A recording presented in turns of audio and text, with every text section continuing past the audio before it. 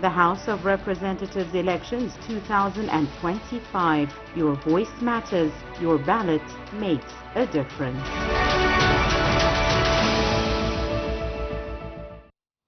Welcome back. You're still watching Nile TV International and the special coverage for the first phase of the 2025 Egyptian parliamentary elections taking place outside of Egypt for the Egyptians abroad and the Egyptian expatriates. And one of them will be with us on the phone straight away with Mr. Ahmed Maharem, the journalist from New York, the United States. Mr. Ahmed, thank you very much for being with us tonight on Nile TV International.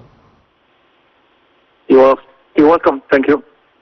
How did you see the voting for the first phase of the 2025 Egyptian parliamentary elections for Egyptian expatriates? Well, as Egyptian expatriate, very important part for the Egyptian overall, we still consider that what happened this year is quite different from the previous ones, but we still have a big hope that a kind of representative for the Egyptian living abroad could be taking a chance in the near future, because if we are 110 millions of Egyptians, there is between 10 to 15 millions are living abroad. Usually used to look to them as if they are the people they send $30–35 billion a year transfer to Egypt, but this is only one part of the story. The story is more than that. We have seen in the election happen 3–4 days ago in New York how the immigrants can change the life of the American, the life of the city of New York, and the life of the world. So we can expect that the Egyptians are living in America. They are also a huge number. It could be 1.5 million in the 50 states. So I hope with the next election, some kind of can be given to the Egyptian living abroad, especially in the United States of America. Mr. Ahmed, you mentioned a very important point, which is at least between 10 and 15 million Egyptians are living outside of Egypt. A lot of them are residing in the United States of America, and they transfer money to their families here in Egypt on monthly basis, to say the least. But on the other hand, can they see progress? Have they seen development in infrastructure and the economic reforms that in diplomacy, in politics, that would make them invest in the country, that would make the 10 to 15 million Egyptians potential investors in the country in the future?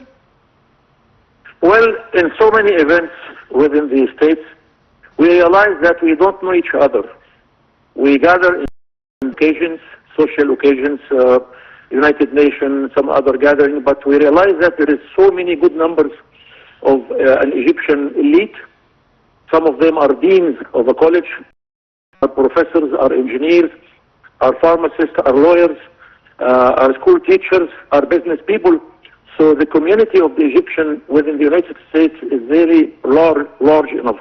And I think some kind of effort has to be done in order the consulates overseas has to help us as a community. We have a community leaders here, they're doing their best. Yes. But in order to reach those people, them by force, by chance, but something has to be done in order to, reach them, and some of them have very big capabilities to assist in different areas. So I think if we consider the media, the diplomats can do some kind of clevering efforts to find out where are those Egyptians, to talk to them and put them in the front lane. What are the Egyptian expatriates, and more specifically the ones who are living in the United States of America, expecting for the next parliament when they go and vote for the candidates that we have nowadays?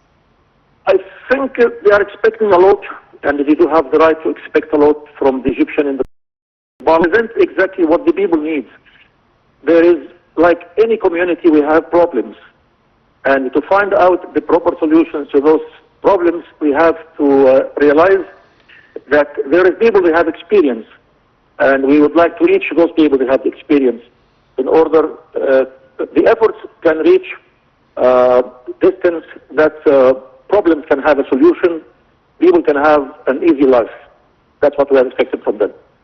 Yes, and more specifically, how do you see the bilateral ties between Egypt and the United States, and especially after the election of the US President Donald Trump, and we did see him in Sharm el-Sheikh in the past month speaking about President Abdel Fattah al-Sisi and the friendship that they share together, calling him, President Trump calling the Egyptian President Abdel Fattah al-Sisi a great friend, a great general, a great leader for the country and for the region. How can this tie or this bilateral relationship between being reflected positively on the Egyptian expatriates living in the...